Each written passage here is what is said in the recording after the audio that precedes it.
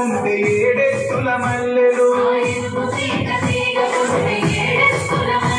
ఆ పొద్దు పొడుపు చెట్టుకుంటే ఎర్రని మందారలు ఆ పువ్వులన్నీ ఒక్కటైతే బతుకమ్మ నవ్వులు రూపుల బొమ్మ చిరుని ముద్దుల బొమ్మ నీ కొరకే పూజల తంగెడు బొమ్మ